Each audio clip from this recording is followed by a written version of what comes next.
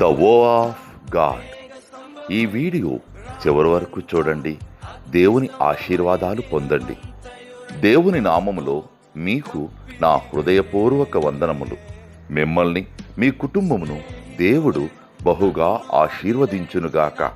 ఈరోజు మీ రాకపోకలి యందు మీరు చేసే ప్రతి పనిలోనూ దేవుడు మీకు తోడుగా ఉండునుగాక.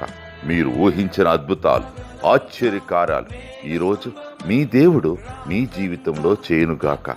ఈరోజు నీ దేవుడు నీతో మాట్లాడే మాట, నేను నీకు తోడై ఉన్నాను, నీకు హాని చేయుటకు నీ మీదికి ఎవడునూ రాడు.